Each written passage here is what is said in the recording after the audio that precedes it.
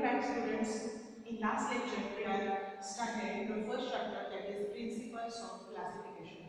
And in Principles of Classification, we are already discussed that how we are going to classify all the things into different groups. And depending on our previous knowledge, we are going to classify all the things into different groups. Okay, so whether they are non-living things, whether they are living things, again if they are living things, we are going to further classify them into the first plants, animals and microorganisms.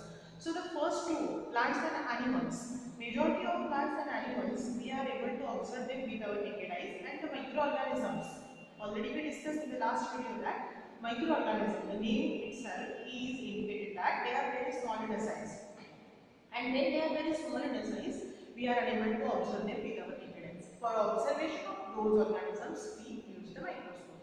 So depending on the size, so particularly we are going to divide them microorganism, and the remaining other two groups, the plants and animals. So depending on the locomotion, okay, or the ability of production of the food material, we are going to take the plants. And animals they are unable to produce the food material. So microorganisms they are very small. Plants actually they are able to produce their own food material and they are unable to locomote.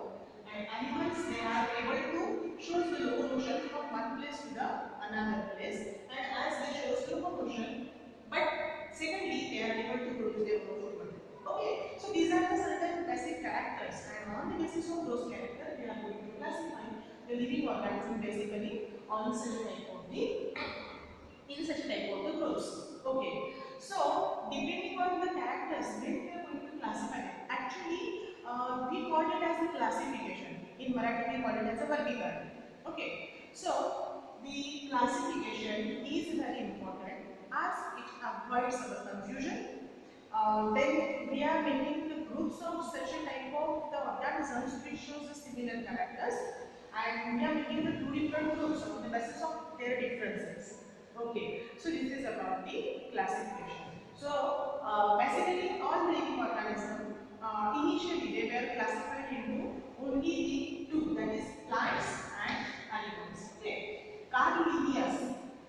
Carl Linnaeus was the taxonomist who identify or who just classify the living organism into two groups, and the groups are plants and animals.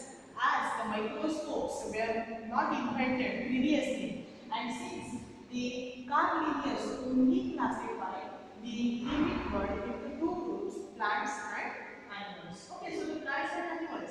So they only know that plants are able to produce food and they are able to show the locomotion. By the scientist Carl Linnaeus, taxonomist actually we call it. So that taxonomists know that the animals they are unable to produce food, but they are able to locomote. Okay, so depending on that, he just classified the organisms into two, plants and animals. See the Linnaeus, Carl Linnaeus, when he classified, actually we call it as the taxonomy. See, this is the terminology which is very important. In paper first, when we study the principles of classification, the first terminology we study the taxonomy. Okay, so here when we are going to study the taxonomy, actually the science, okay, it is the science of, we are saying that giving name, okay, giving name and identify the animals. Okay, so this is about the taxonomy.